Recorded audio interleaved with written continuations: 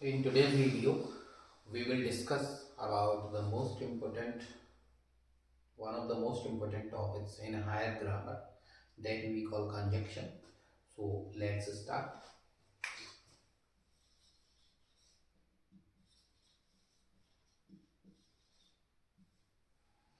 So first of all, we will know what is the definition of conjunction or what are the conjunctions. Let's start. A conjunction is a word which uses to combine two clauses, two or more clauses. A conjunction is used to combine two or more clauses in a sentence. तो conjunction का use कहाँ होता है? दो या दो से अधिक क्लॉजेज को जोड़ने के लिए कंजक्शन का यूज होता है एक सेंटेंस में। अभी हमारे सामने क्वेश्चन ये आता है, व्हाट आर क्लॉजेज? क्लॉजेज क्या होते हैं? तो क्लॉजेज होते हैं, एक पार्ट होते हैं सेंटेंस का। सबसे क्लॉज की डेफिनेशन में हमें तीन चीजें ध्यान रखनी है। पहली, एक clause is a part of sentence.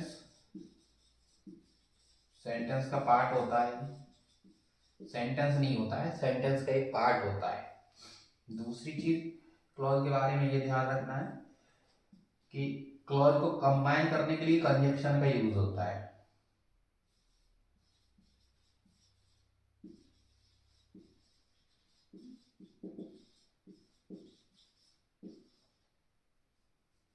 Clause को कंबाइन करने के लिए कंजक्शन का यूज होता है। तीसरी चीज, कंजक्शन नहीं हो, क्लॉज एक सेंटेंस नहीं होता है, कंप्लीट सेंटेंस नहीं होता है।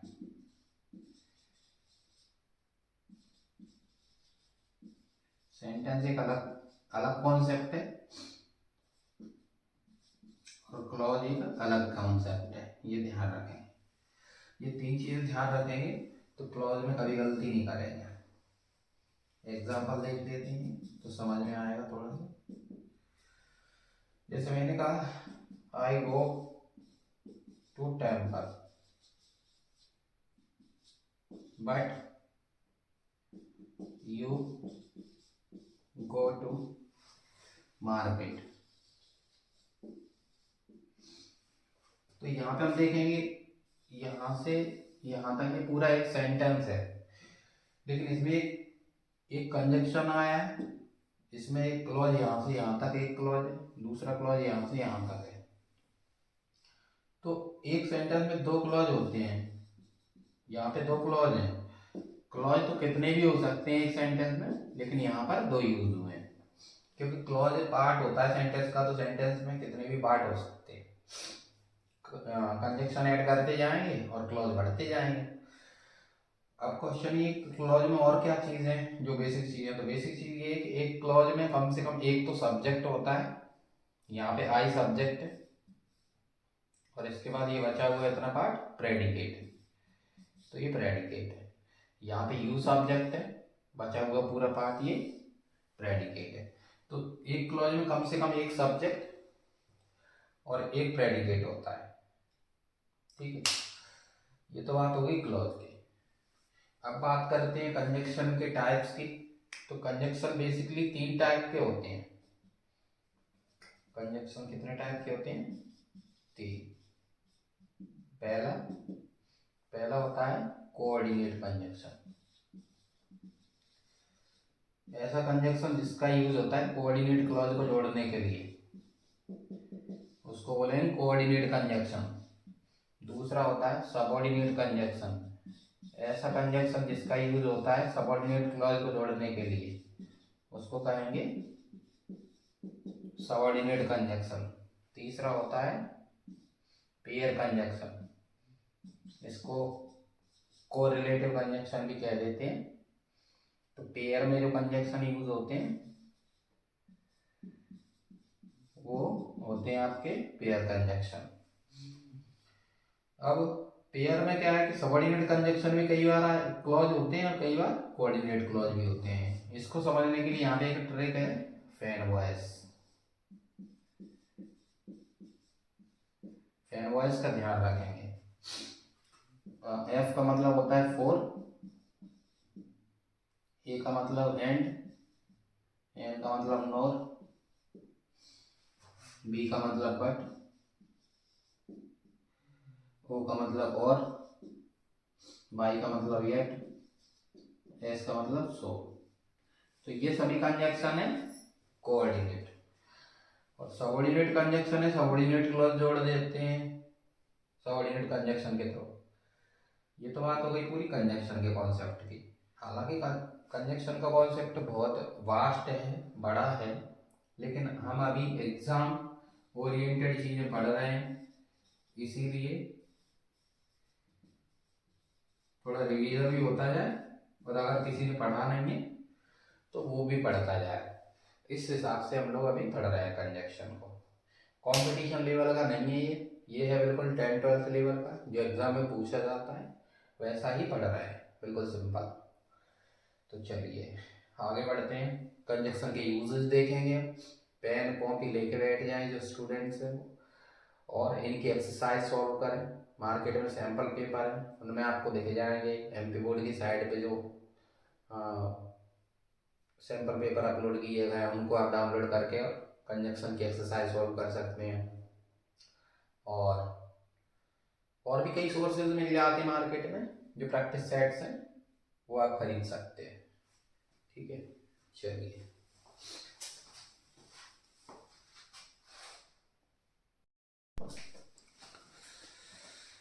कंजक्शन में सबसे इम्पोर्टेंट जो प्रीवियस ईयर में पूछे जा चुके हैं 12th क्लास में 10th क्लास में, उनके बारे में डिस्कस सबसे पहले करेंगे। उसके बाद कुछ और कंजक्शन के बारे में डिस्कस करेंगे जिनसे पूछा जा सकता है।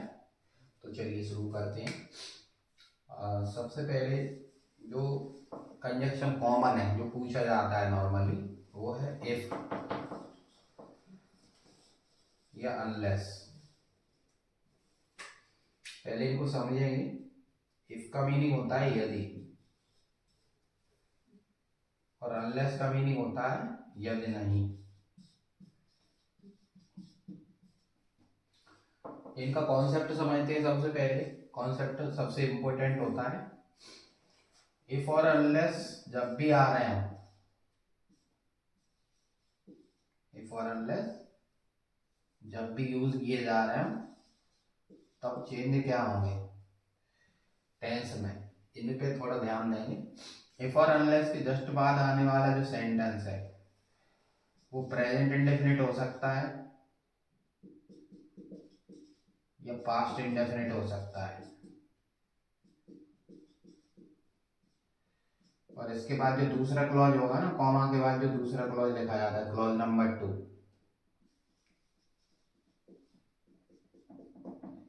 इसमें हमेशा एक मॉडल वर्ब यूज होगी, मॉडल वर्ब यूज होगी इसमें, ये ध्यान रखेंगे।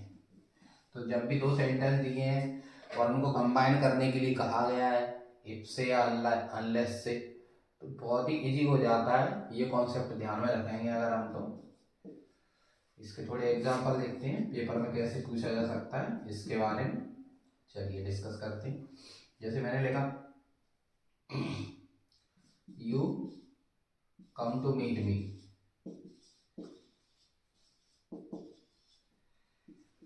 आई will greet you.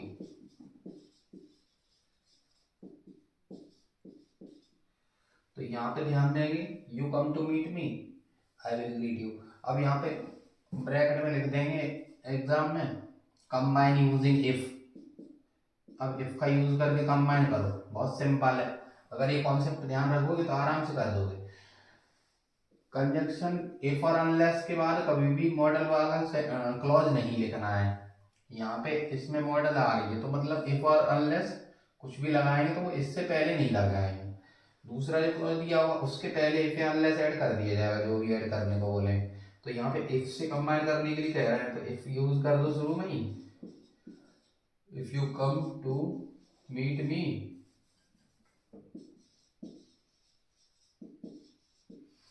I will greet you, इस तरह से। बहुत ही सिंपल है,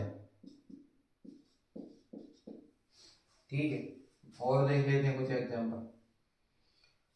सी goes out in the rain, she में slip। अब सी goes out in the rain, she में slip, तो यहाँ पे इफ का यूज करने के लिए आया, तो ये कॉन्सेप्ट ध्यान रखना है आपको कि इफ या अनलेस के बाद प्रेजेंट या पास्ट इंडेफिनिट टेंस होगा, दूसरे क्लॉज में मॉडल वर्ब यूज होगी, तो यहाँ पे मॉडल वर्ब यूज होगी, ये दूसरा क्लॉज है। क्लॉज पहचानना बहुत जरूरी है, फर्स्ट कौन सा है और दूसरा कौन सा सेकंड। तो इसी से पहले इफ आ जाएगा, if she goes out in the rain, comma लगा देंगे दूसरे क्लॉज में से, इस एस को स्मॉल बना देंगे, इसको कैपिटल नहीं बनाना है कॉमा के बाद, वरना हो जाएगा गलत और एक नंबर चला जाएगा कॉपी चेक करने वाले की जेब में, ये ध्यान रखें। दूसरा कॉन्सेप्ट इसका ये है कि इफ के बाद कई बार प्रेजेंट परफेक्ट टेंस दे दिया जाता है या पास्ट परफेक्ट टेंस दिया जाता है, तो तब भी जो कॉमा के बाद जो क्लॉज नंबर सेकंड लिखा जाता है उसमें फिर भी मॉडल वर्ब जरूर यूज होगी, मॉडल वर्ब यूज होगी, हैव यूज होगी, उसके बाद थर्ड कॉमा आ जाएगा वर्ब पे, ये कॉन्सेप्ट है। तो इसमें भी हमें ये पहचानना है कि प्रेजेंट परफेक्ट या पास्ट परफेक्ट तो नहीं दिया है, अगर दिया गया है तो इफ का यूज इसी से पहले यूज कर देंगे, इफ को देखते हैं। सी has won the match,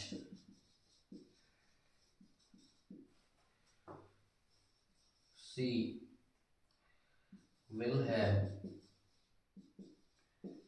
got a prize। तो यहाँ पे ये दो सेंटेंस दिए हैं, अब हमें क्या एक कंजक्शन का यूज करके इन दोनों सेंटेंस को क्लॉज में कन्वर्ट करना है और मिला के लिख देना है।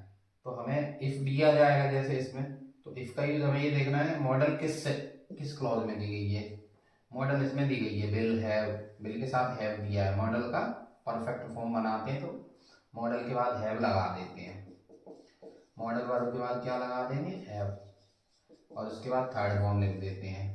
तो इस कंडीशन में क्या बन जाता है मॉडल वर्ब का परफेक्ट फॉर्म।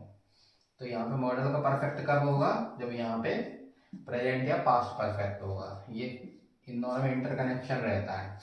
यहाँ पे प्रेजेंट परफेक्ट, प्रेजेंट इंडेफिनिट या पास्ट इंडेफिनिट है तो सिंपल मॉडल यूज होगी, पास्ट इंडेफिनिट है तो मॉडल का पास्ट फॉर्म यूज होगा, प्रेजेंट इंडेफिनिट है तो मॉडल का प्रेजेंट फॉर्म यूज होगा। यहाँ पे हम क्या कर देंगे इफ का यूज कर रहे हैं, तो if she has won the match, she will have got a prize, ये ध्यान रखेंगे, ठीक है। चलिए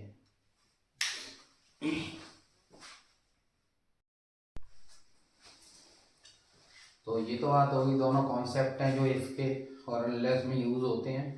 अब बात करते हैं इफ से, इफ को रिप्लेस करने के लिए आता है कई बार अनलेस से, या अनलेस यूज कर कर दे देंगे और उसकी जगह पर इफ का यूज करके बनाना होता है सेंटेंस।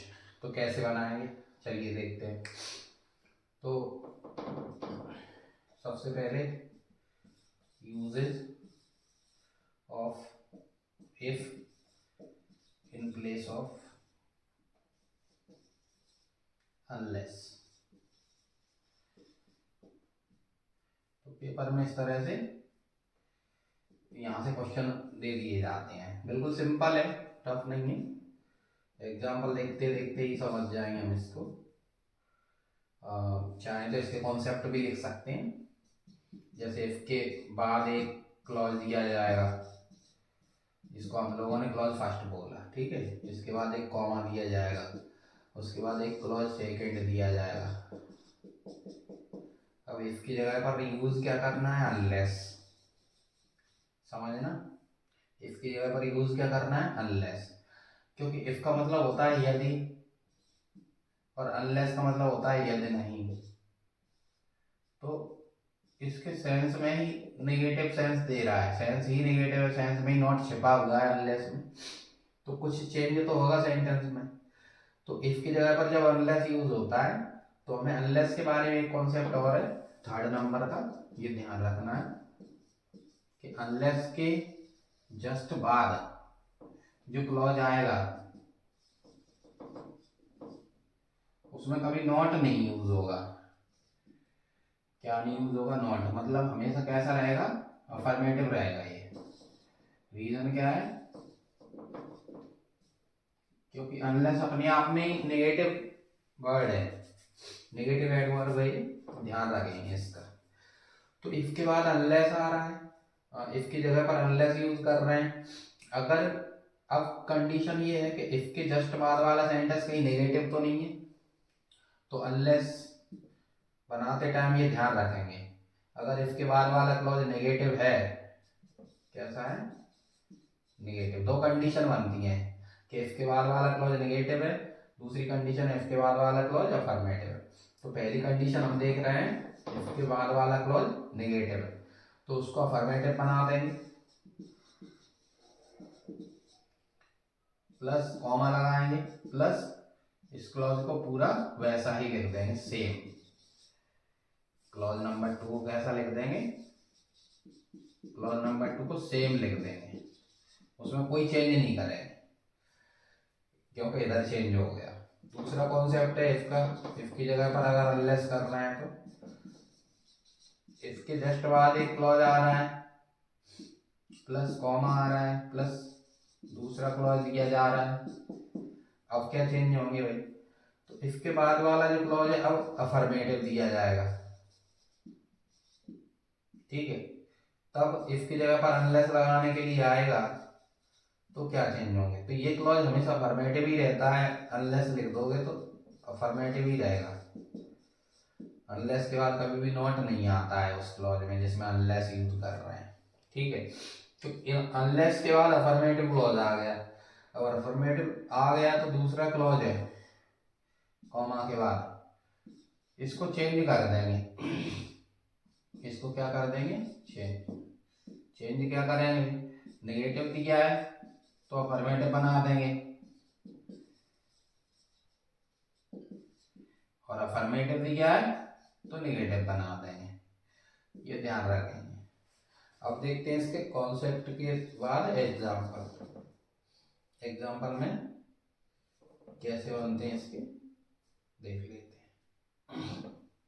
जैसे मैंने कहा if you study hard you will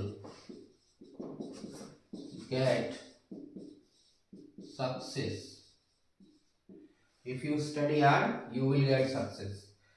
तो इफ की जगह पर अनलेस लगाना होगा, तो हमें ये ध्यान रखना होगा कि जब भी अनलेस लगा रहे हो इसके बाद और क्लॉज अफर्मेटिव है ये,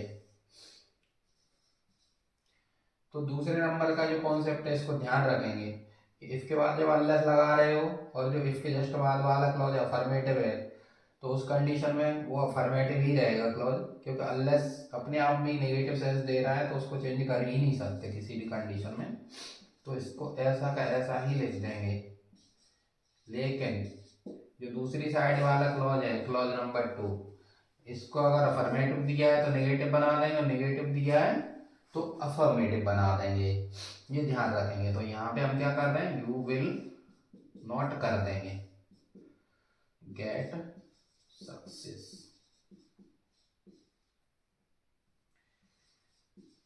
इस तरह से बनाए जाएंगे।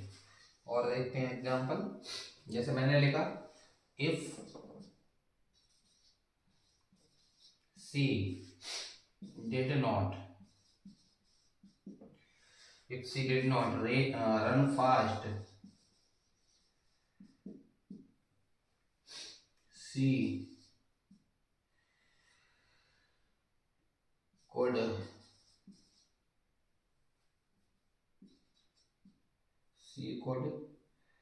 not विन द रेस, ये दिया गया है।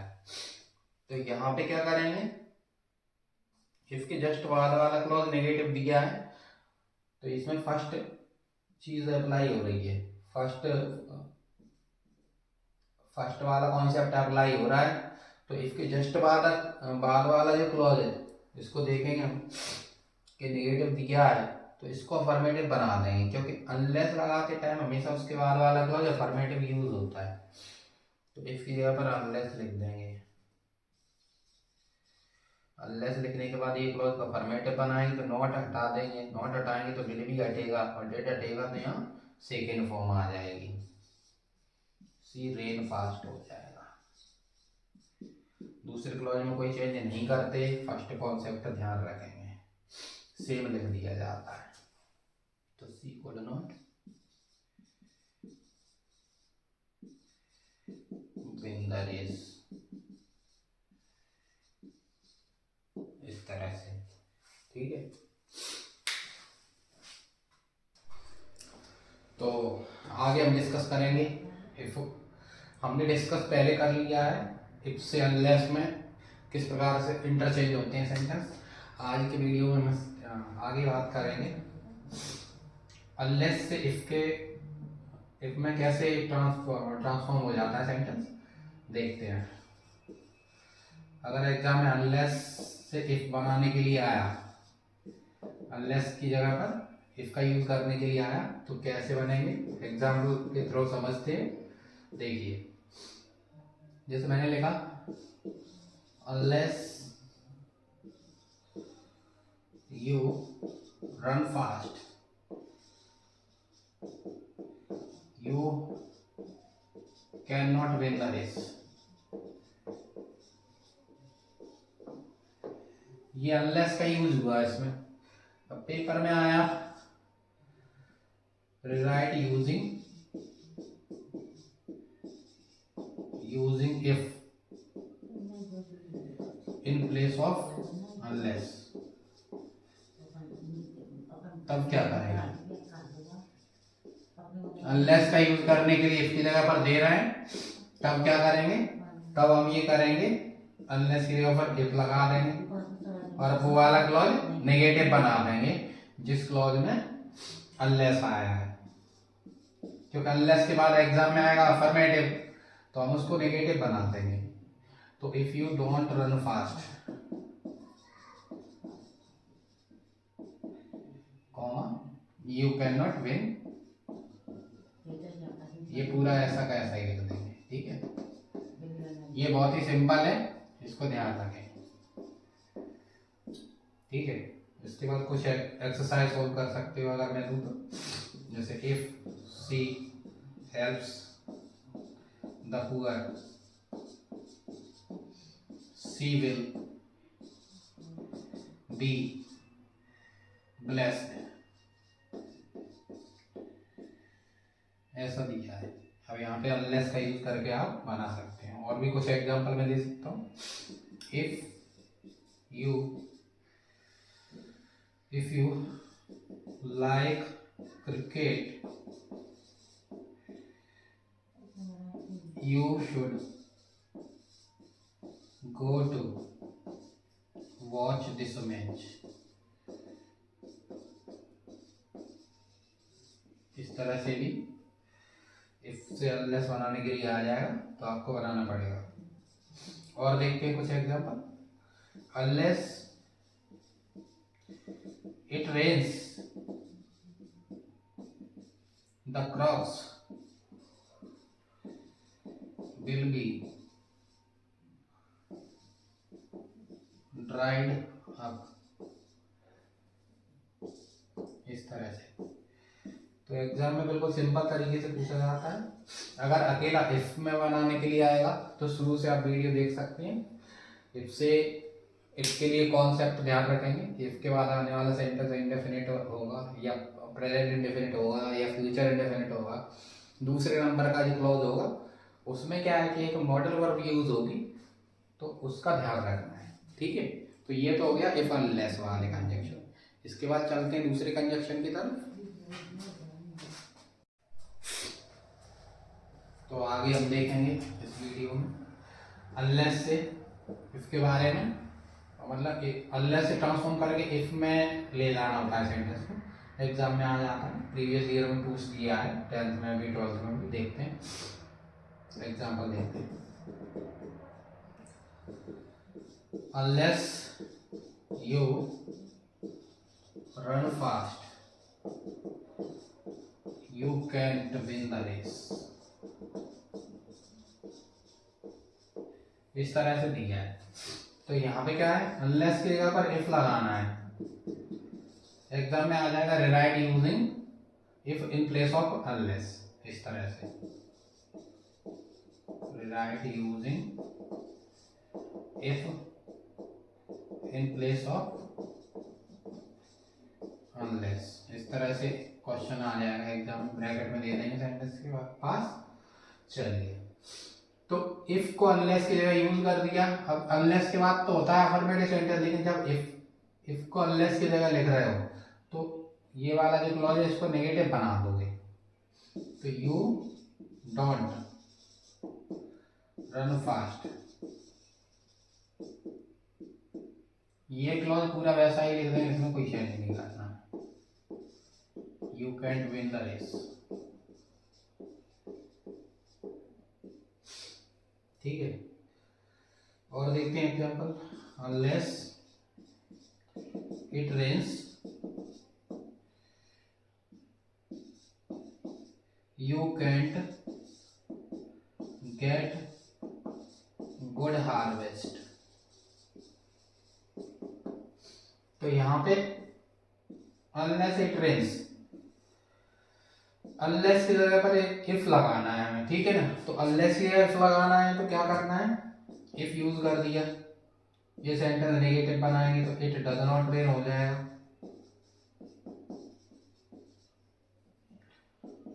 इसके बाद कॉमा लगाएंगे, दूसरा क्लॉज पूरा वैसा ही कर देंगे, इसमें कोई चेंज नहीं करना है। बहुत ही सिंपल है। आई होप कि आपको समझ में आ गया होगा पूरा। नहीं आए तो फिर से वीडियो देख सकते हैं, शुरू से लेके लास्ट तक पूरा अच्छे से समझ आ जाएगा। चलिए, इसके बाद नेक्स्ट कंजक्शन की तरफ चलते हैं। तो इसके बाद बात करेंगे हम नेक्स्ट सेकंड नंबर का जो कंजक्शन है, बहुत ही इंपॉर्टेंट है। सो दैट, ध्यान रखेंगे इंग्लिश में सो दैट से दो कंजक्शन बनते हैं। पहला ये हम पढ़ रहे हैं, दूसरा और भी एक जिसमें सो दैट के बीच में एक एडजेक्टिव आ जाता है या एडवर्ब आ जाता है। ये हम बाद में पढ़ेंगे। सो डॉट डॉट दैट वाला है, फिलहाल हम पढ़ रहे हैं कि कंबाइन वाला एक साथ लिखे जाते, बीच में कोई वर्ड नहीं आता है ये वाले सो दैट के। तो इस जब ये सो दैट लिखा जाता है तो इसके हिंदी में मीनिंग होता है जिससे या ताकि।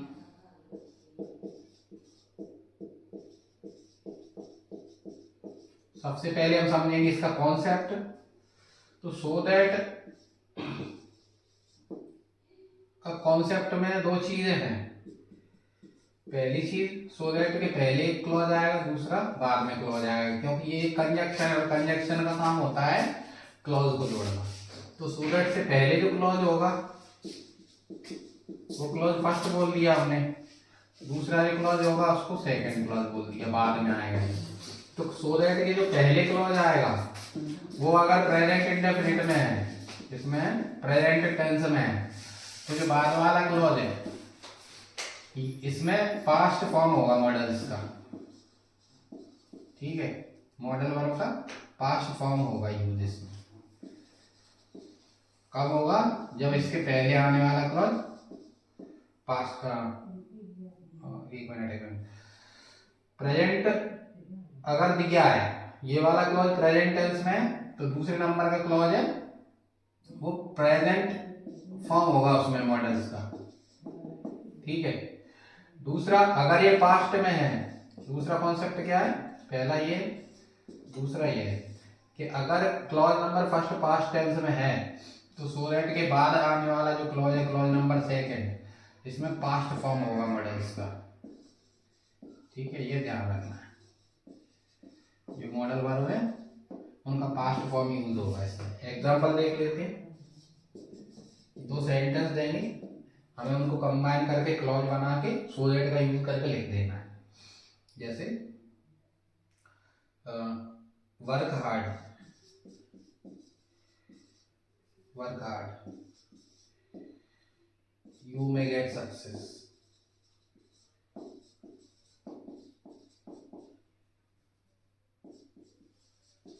इस तरह से दिए हैं।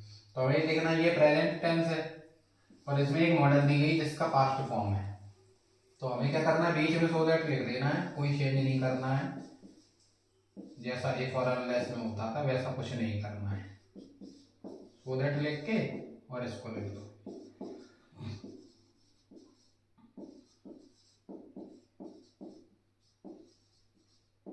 दूसरा सेंटेंस देखते हैं, शी इनवाइटेड मी,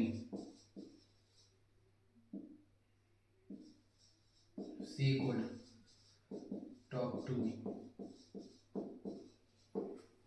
तो यहाँ पे ये पास्ट इंडेफिनिट है, तो यहाँ पे पास्ट फॉर्म ऑफ मॉडल दिया गया है। तो यहाँ पे सो दैट बीच में आ जाएगा, कुछ करना ही नहीं है ज़्यादा, बहुत ही सिंपल कंजक्शन है। She invited me so that she could talk to me.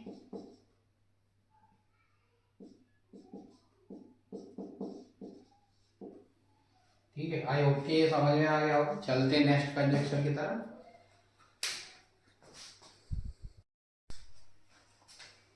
तो इसके बाद अब हम डिस्कस करेंगे so dot dot dot that वाला कंजक्शन, थर्ड नंबर पे। ये बहुत ही इंपॉर्टेंट है, एग्जाम में हर बार पूछा जाता है। तो इसमें क्या है कि पहले इसका हिंदी मीनिंग समझ लेते हैं। इस सो का मीनिंग होता है इतना, और दैट का मीनिंग होता है कि। अब सो दैट के यहाँ पे ये ब्लैंक दिया गया है, इसका मतलब ये है कि बीच में कुछ भरा जाएगा। तो बीच में हमेशा दो ही चीजें आती हैं, पहली या तो एडजेक्टिव आ जाएगा सो दैट के बीच में, दूसरा एडवर्ब भी आ सकता है, या तो एडजेक्टिव या एडवर्ब, ये दो चीजें आती हैं। यही इनका कॉन्सेप्ट है। हमें क्या समझना है, जब भी हमें सो दैट का यूज करना होगा तो सो और दैट के बीच में एडजेक्टिव या एडवर्ब, इनमें से एक चीज आएगी और हम इसको लिखते हैं। ठीक है, एग्जाम्पल के थ्रू समझते हैं। जैसे she is intelligent, she is intelligent, she can learn this question.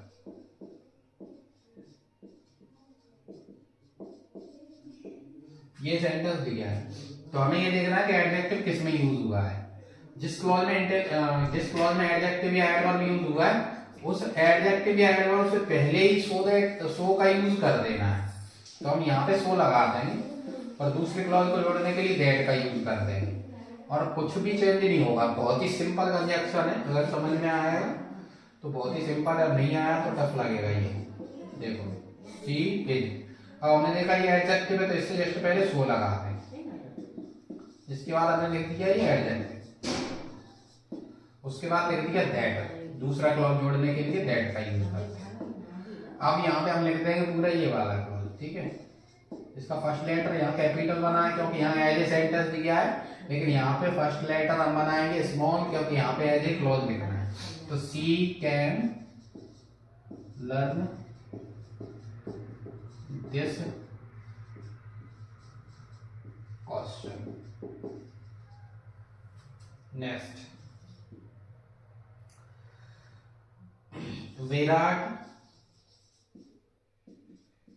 Virat is fit,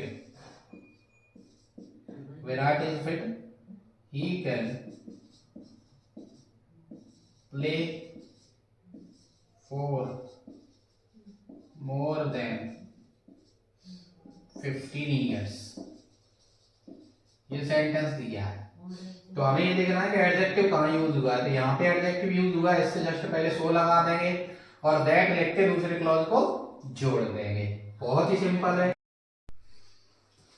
तो चलिए इसके बाद डिस्कस करते हैं टू टू वाला कंजक्शन है। टू टू काफी इंपॉर्टेंट है, एग्जाम में आ जाता है कभी कभी, तो देखते हैं इसके बारे में, डिस्कस कर लेते हैं। चलिए, तो टू टू जब भी यूज होगा तो इसके दो कॉन्सेप्ट हैं। पहला कॉन्सेप्ट क्या है कि सब्जेक्ट सेम होगा। सब्जेक्ट कैसे होंगे? सेम। दूसरा कॉन्सेप्ट है सब्जेक्ट डिफरेंट होंगे। दो क्लॉज दिए होते हैं ना, क्लॉज को ऐड करने के लिए कंजक्शन यूज होते हैं। अब कंजक्शन के जो सब्जेक्ट हैं, जो क्लॉज के जो सब्जेक्ट है, दो क्लॉज को जोड़ना है तो दो क्लॉज के जो सब्जेक्ट हैं वो सेम होंगे दोनों के। दूसरा जो टाइप है सब्जेक्ट डिफरेंट होंगे। ठीक है, तब क्या होगा जब डिफरेंट होंगे? तो देखते हैं, सब्जेक्ट जब सेम होते हैं तब क्या चेंज होते हैं। तो सब्जेक्ट जब सेम है तब ये टू टू दिया गया है, सो दैट दिया गया मान के चलो। तो जब सब्जेक्ट सेम है तब सो की जगह पर टू लिख देंगे।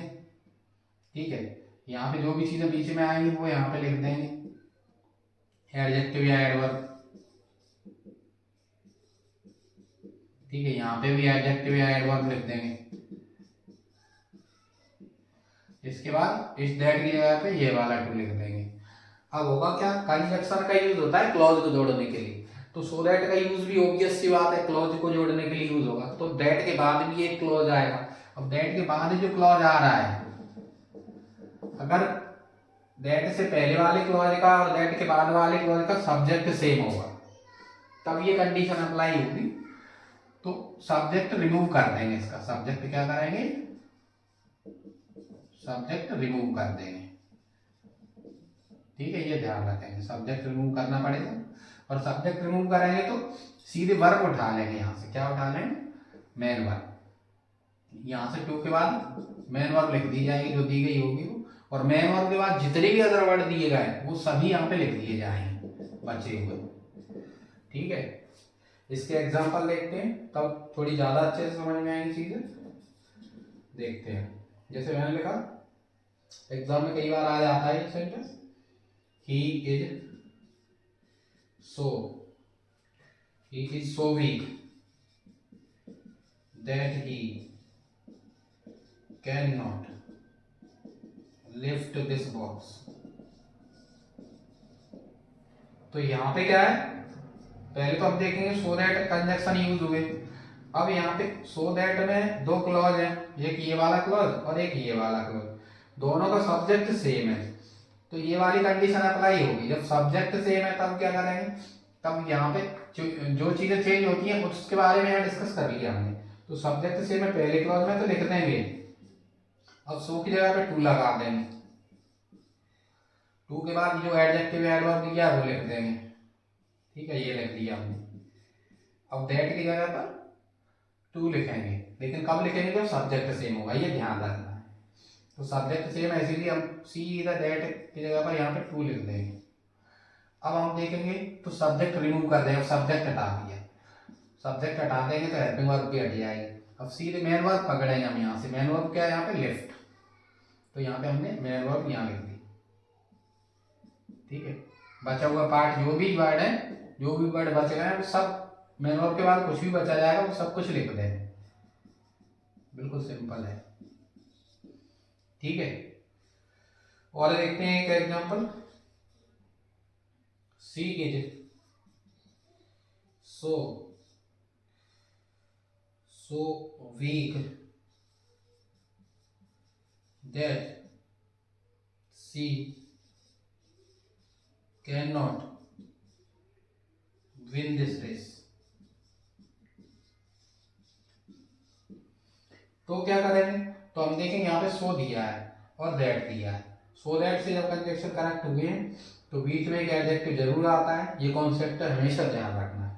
लेकिन अब हम देखेंगे पहला टाइप, सब्जेक्ट सेम है दोनों क्लॉज के कि नहीं, यहाँ पे सी आया, यहाँ पर भी सी आया, कॉन्सेप्ट मैच हो गया। अब हम क्या करेंगे, पहले क्लॉज में से क्या करेंगे, दैट से पहले पूरा लिख लेंगे, इस सो की जगह पे टू लगा देंगे। सी इज टू वीक। अब ये वाला जो क्लॉज है इसमें से ये सब्जेक्ट रिमूव करेंगे, हेल्पिंग वर्ब नॉट रिमूव हो जाएगा, इसके बाद सीधे टू लगा देंगे दैट की जगह पे और मेन वर्ब लिखेंगे विन। अब बच्चा हुआ पूरा अदर वर्ड यहाँ लिख देंगे विन दिस रेस। ठीक है, सब्जेक्ट डिफरेंट होंगे तब क्या करते हैं, तब वही है कि सो दैट के बीच में एक एडजेक्टिव तो आता ही है, एडजेक्टिव या एडवर्ब एक चीज तो आएगी। तो इस सो की जगह पे टू लिख देंगे और उसके बाद एडजेक्टिव या एडवर्ब है वो एज इट इज लिख देंगे, जैसा होगा वैसा ही लिख देंगे। ठीक है, अब क्या करेंगे, अब दैट के बाद डायरेक्ट टू नहीं लिखेंगे क्योंकि सब्जेक्ट डिफरेंट है। तो दैट के बाद एक सब्जेक्ट होगा, क्या होगा, एक सब्जेक्ट होगा दैट के बाद, क्योंकि यही कॉन्सेप्ट है, वही सब्जेक्ट डिफरेंट होने चाहिए। अब सब्जेक्ट डिफरेंट है तो दैट से पहले जो क्लॉज है उसका सब्जेक्ट लिखा जाएगा टू से पहले। ठीक है, यहां तक सेंटेंस पहुंच गया है। अब ये सब्जेक्ट जो डिफरेंट है दूसरे क्लॉज में, उस सब्जेक्ट का ऑब्जेक्टिव केस लिख देंगे फोर का ऐड फोर यूज करके, फोर प्लस इस सब्जेक्ट का ऑब्जेक्ट लिख देंगे। समझ आया ये ऑब्जेक्ट क्या है, इसी सब्जेक्ट का ऑब्जेक्टिव फॉर्म लिख देंगे ऑब्जेक्टिव केस, और इसके बाद फिर टू लगाएंगे। अब रूल वही हो जाएगा कि मेन वर्ब देख लेंगे, अब इसकी मेन वर्ब देख लेंगे, मेन वर्ब के बाद अदर वर्ड लिख देंगे। ठीक है, तो यहाँ पे ये कॉन्सेप्ट कंप्लीट हो जाता है। कुछ एग्जांपल और देख लेते हैं इसके, जैसे she was so cruel that I could not help her. तो यहाँ पे हम देखेंगे कि यहाँ पे दो क्लॉज दिए, सो दैट से कंबाइन होकर दो क्लॉज जुड़े। तो इस क्लॉज का सब्जेक्ट है सी, इस क्लॉज का सब्जेक्ट है आई, इसका मतलब है दूसरा कॉन्सेप्ट हो गया अप्लाई। तो दूसरे कॉन्सेप्ट में क्या चीज है ये हमने यहाँ पे समझी है, चाहे तो फिर से समझ लीजिए। सो की जगह पे टू लगा देंगे, उसके बाद एडजेक्टिव या एडवर्ब, यहाँ तक पहुंचते हैं पहले। तो सी वॉज, सो की जगह पे क्या लिख देंगे, डबल ओ वाला, टी डबल ओ वाला टू लिख देंगे, क्रूल। अब ये वाला जो दैट है, ये वाला दैट है, इसकी जगह पे डायरेक्ट टू नहीं लिखेंगे, फोर प्लस ऑब्जेक्ट, उस सब्जेक्ट का ऑब्जेक्ट लिखेंगे जो डिफरेंट है। तो फोर लिख देंगे यहाँ पे। अब हमने देखा ये आई यूज हुआ तो इसका ऑब्जेक्टिव केस लिख देंगे मी। अब बचा हुआ, अब लिख देंगे टू, मी के बाद क्या लिख देंगे टू। अब मेन वर्ब के पास जाएंगे हेल्प, बचा हुआ पार्ट जो भी दिया गया है वो पूरा लिख देंगे। ठीक है, आई होप कि ये कॉन्सेप्ट समझ आया होगा। चलिए इसके कुछ और एग्जांपल देख लेते हैं। तो आगे देखते हैं हम, आगे क्या है इसमें कुछ और एग्जांपल देखेंगे। जैसे this box is very heavy, you can not lift it. Direct भी आ जाता है विदाउट सो दैट, तब क्या करेंगे और कैसे सॉल्व करेंगे ये देखते हैं। अब यहाँ पे सो दैट आया ही नहीं है, तब क्या करेंगे, तब हम बिल्कुल सिंपल है, हम ये देखेंगे कि यहाँ पे एडजेक्टिव कहाँ आया है। ठीक है, तो इस वेरी को रिमूव कर देंगे, वेरी की जगह पे टू लगा देंगे, दिस बॉक्स इज वेरी की जगह टू लगा देंगे, हैवी। अब हम देखेंगे सब्जेक्ट यहाँ दिस है, यहाँ पे दिस बॉक्स है, यहाँ पे यू है, यहाँ पे दिस बॉक्स है। तो यू के लिए क्या कर देंगे four you, four plus object, ये वाला कॉन्सेप्ट फॉलो होगा सब्जेक्ट डिफरेंट वाला। ऑब्जेक्टिव फॉर्म यू का यू ही रहता है इसलिए फोर यू हो गया। अब टू लगा देंगे। अब देखेंगे मेन वर्ब लिफ्ट, ठीक है। और देखते हैं कुछ एग्जाम्पल, जैसे this bag is so heavy that it can not be lifted. अब हम देखेंगे ये थोड़ा डिफरेंट है, हल्का सा स्लाइटली डिफरेंट सेंटेंस है, तो ध्यान देंगे इसका थोड़ा। This bag is so heavy, तो यहाँ पे क्या है, वही कॉन्सेप्ट है, दिस बैग, और फिर यहाँ पे इट आया, तो इट दिस बैग के लिए ही आया, मतलब ये बैग ही इट है, इट का यूज दिस बैग के लिए होगा एज ए प्रोनाउन। तो हम सब्जेक्ट सेम मान के ही इसको सॉल्व करेंगे। तो दिस बैग, कंफ्यूज नहीं होना, इज टू हैवी। अब सब्जेक्ट सेम है ही, तो टू लिख देंगे। अब टू लिख देंगे तो मेन वर्ब के पास जाएंगे। मेन वर्ब के पास जाएंगे तो हमने देखा कि यहाँ पे बी के बाद थर्ड फॉर्म दिया है, तो ये पैसिव फॉर्म है, तो बी के बाद थर्ड फॉर्म दिया है तो उसको बी को भी साथ लिखना है। ऐसा नहीं है कि डायरेक्ट मेन वर्ब भी लिखनी है। अगर पैसिव फॉर्म दिया है तो बी के बाद उसको भी लिख देना है। ठीक है, चलिए और एग्जाम्पल देख लेते हैं।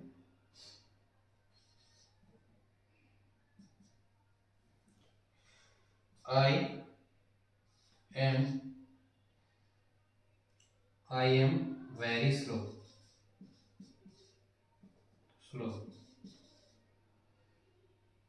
I cannot win the race.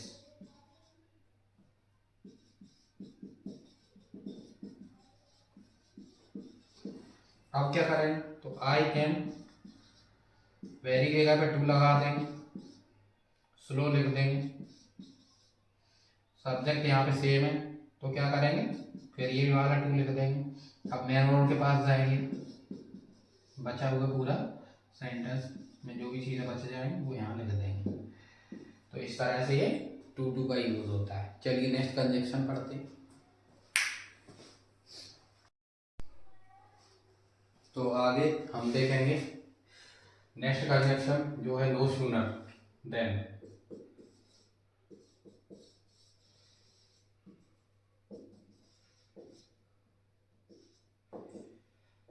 यहाँ ध्यान ये रखना है, नो सूनर देन में नो लगा है तो ये नेगेटिव है, ऐसा नहीं है, इसका ध्यान रखना है। नो सूनर का मीनिंग होता है जैसे ही, और देन का मतलब होता है वैसे ही। ठीक है, पहली चीज। दूसरा, नो सूनर और देन के बीच में एक क्लॉज आएगा और देन के बाद एक क्लॉज आएगा। तो कॉन्सेप्ट समझते हुए इसको बहुत अच्छे से पढ़ाएंगे, क्योंकि ये बहुत ही इंपॉर्टेंट कंजक्शन है। लास्ट ईयर भी इनमें से क्वेश्चन पूछे गए हैं। चलिए देखते हैं। तो पहले कॉन्सेप्ट इसका समझते हैं। नो सूनर देन को जब जोड़ेंगे तो दो क्लॉज को जोड़ने के लिए कंजक्शन का यूज होता है, ये तो सभी को पता ही है। तो क्लॉज नंबर 1 इधर आएगा, क्लॉज नंबर 2 इधर आएगा। सबसे पहली और इम्पोर्टेंट चीज, इसमें करना क्या नहीं है इसको समझ लेते हैं। क्लॉज नंबर 2 में कोई चेंज नहीं करना है, ये सबसे इम्पोर्टेंट चीज है इसमें। और क्लॉज नंबर 1 है, इसमें क्या करना है, इन्वर्शन का यूज होगा। अब क्वेश्चन ये है कि इन्वर्शन क्या है, इंग्लिश ग्रामर में इन्वर्शन का क्या रोल है, इसके बारे में हम बाद में डिस्कस करेंगे। फिलहाल हम इतना समझ लेते हैं कि सब्जेक्ट जो यूज होता है, सब्जेक्ट के बाद हेल्पिंग वर्ब आती है नॉर्मली एक सेंटेंस में, लेकिन जब हेल्पिंग वर्ब का यूज सब्जेक्ट से पहले कर दिया जाए, स्पेशल कंडीशन में जब सब्जेक्ट से पहले उसकी हेल्पिंग वर्ब लगा दी जाएगी तभी उसको इन्वर्सन कहा जाएगा। लेकिन ये कब होता है, अफर्मेटिव सेंटेंस में बनाया जाता है इन्वर्सन। नेगेटिव या इंट्रोगेटिव का कोई इन्वर्सन नहीं होता है, ये ध्यान रखेंगे। तो जब भी इन्वर्सन लगा रहे हो तो सेंटेंस अफर्मेटिव होना चाहिए, चाहे वो प्रेजेंट इंडेफिनिट का हो सेंटेंस, चाहे पास्ट इंडेफिनिट का हो या फ्यूचर इंडेफिनिट का। इस टेंस में मेन जो क्लॉज होते हैं, फर्स्ट नंबर वाला, कोई काम पहले होगा, और पहले होगा तो प्रेजेंट इंडेफिनिट या पास्ट इंडेफिनिट या प्रेजेंट परफेक्ट या पास्ट परफेक्ट, यही सेंटेंस होते हैं, यही टेंस यूज होते हैं इसमें फर्स्ट क्लॉज में। सेकंड में अकॉर्डिंगली चेंज हो जाते हैं, लेकिन सेकंड क्लॉज में हमें चेंज नहीं करना है। एक ही कॉन्सेप्ट है इसका, इन्वर्शन। एक बार फिर से समझते हैं, हेल्पिंग वर्ब को सब्जेक्ट से पहले यूज कर देना है जो फर्स्ट क्लॉज होगा उसमें। अगर नहीं भी दी है तो हमें ढूंढनी पड़ेगी क्योंकि बिना ढूंढे हम उसको सॉल्व ही नहीं कर सकते। एग्जाम्पल देखेंगे, बिल्कुल सिंपल कंजक्शन है ये। जैसे मैंने लिखा the police came, the thieves ran away। देखकर ही पता चल जाएगा कि ये फर्स्ट क्लॉज है। भाई पुलिस आएगी तभी तो चोर भागेंगे। चोर भागने के बाद नॉर्मली क्या पुलिस पहुंचती है, लेकिन सेंटेंस में क्या है कि फीलिंग समझेंगे हम सेंटेंस क्या कहना चाह रहा है। तो पुलिस आई, चोर भाग गए। तो पहली क्लॉज ये वाला हुआ। पहले नंबर पे नॉर्मल में क्या है, पहले नंबर वाला क्लॉज दिया जाएगा तो वो पहले होगा, वो एक्शन पहले नंबर पर फिनिश होगा। तो इसी में इन्वर्सन लगा देंगे। तो नो सूनर शुरू में ही यूज कर देना है। नो सूनर कर दिया भाई।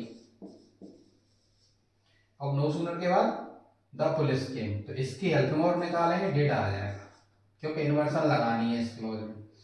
डिड द पुलिस केम। इसके बाद देन लगाएंगे। दूसरी क्लोज में कोई चेंज करना नहीं है, तो वैसा का वैसा ही देते हैं। The thieves ran away। ठीक है, और देखते हैं कुछ example. It rained heavily,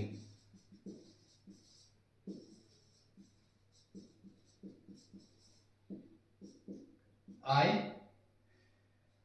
got slipped. बारिश हुई तो मैं फिसल गया। तो यहाँ पे क्या करेंगे, नो सूनर शुरू में ही कर देंगे। एग्जाम में कैसे आएगा, कंबाइन यूजिंग नो सूनर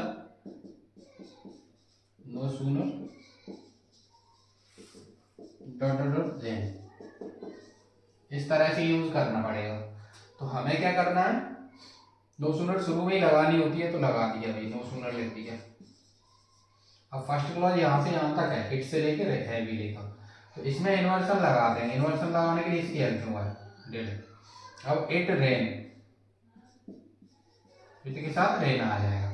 क्यों रेन क्यों हो गया, क्योंकि डिड आ गया ना। डिड आती ही फर्स्ट फॉर्म आ जाती है वर्ब की, हैवीली लिख देंगे हम यहाँ पे।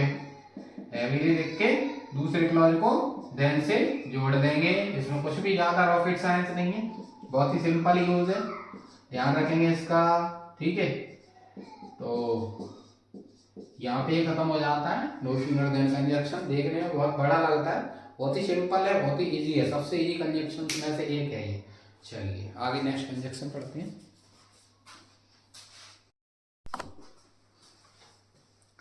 तो इस वीडियो में आगे हम डिस्कस करेंगे नेक्स्ट कंजक्शन है, वो है although yet.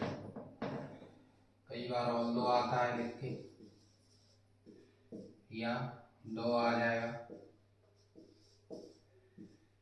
Dot dot dot yet. इनका यूज होता है हमेशा अपोजिट क्लॉज, अपोजिट कंडीशन होंगी उनको ऐड करने के लिए।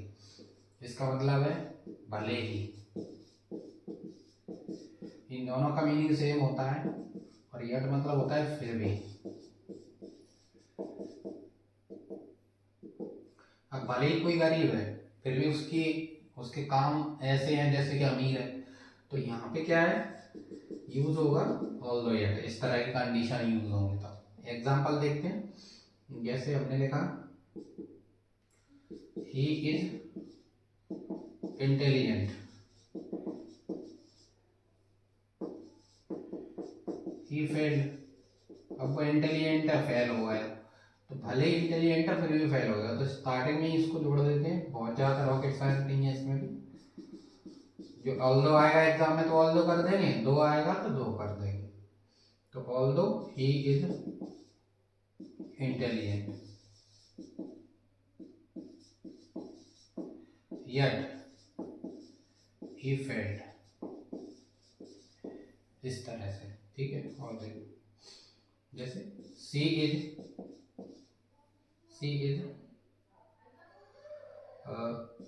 माई फ्रेंड, सी dislikes me,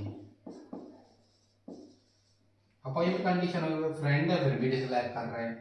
तो यहाँ पे क्या है, अगर 2 का आ गया तो 2 कर देंगे, ऑल दो आ जाए तो ऑल दो कर देंगे। Although she is my friend yet she dislikes me. बहुत ही सिंपल सा कॉन्सेप्ट है। अब यहाँ पे प्रॉब्लम क्या होगी, कई बार अकेला दो या ऑल दो ही आता है, येट आता ही नहीं है, ये भी हो जाता है। तो येट नहीं आ रहा है तो यहाँ कॉमा लगा देंगे, येट की जगह पर क्या कर देंगे, कॉमा लगा देंगे। अगर नहीं दिया है तो, दिया है तो एक लगा देंगे, बहुत ही सिंपल है।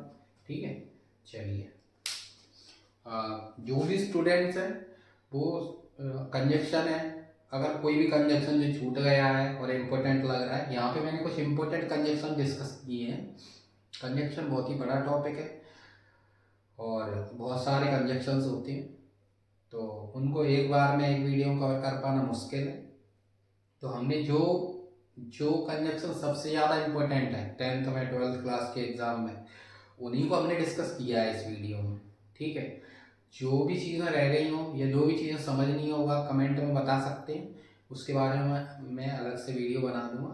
ठीक है, तब तक हंसते रहिए, मुस्कुराते रहिए और वीडियो को शेयर करें, ज़्यादा से ज़्यादा स्टूडेंट्स तक पहुँचाएँ, क्योंकि ये वीडियोज़ मैं उन बच्चों के लिए रिकॉर्ड कर रहा हूँ जो बच्चे अफोर्ड नहीं कर सकते, इतनी सर्दी में कंटिन्यूस नहीं जा सकते स्कूल तक या फिर कोचिंग ट्यूशन तक, तो उनके लिए ये काफ़ी हेल्पफुल है video.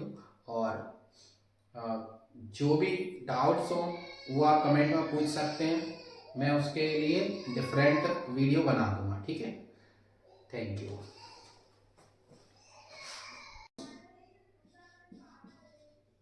This box is very heavy, you can not lift it. Direct भी आ जाता है विदाउट सो दैट, तब क्या करेंगे और कैसे सॉल्व करेंगे ये देखते हैं। अब यहाँ पे सो दैट आया ही नहीं है, तब क्या करेंगे, तब हम बिल्कुल सिंपल है, हम ये देखेंगे कि यहाँ पे एडजेक्टिव कहाँ आया है। ठीक है, तो इस वेरी को रिमूव कर देंगे, वेरी की जगह पे टू लगा देंगे। नहीं है इसमें भी, जो ऑल्दो आएगा एग्जाम में तो ऑल्दो कर देंगे, दो आएगा तो दो कर देंगे। तो although he is intelligent yet he failed, इस तरह से। ठीक है, और देखो जैसे सी इज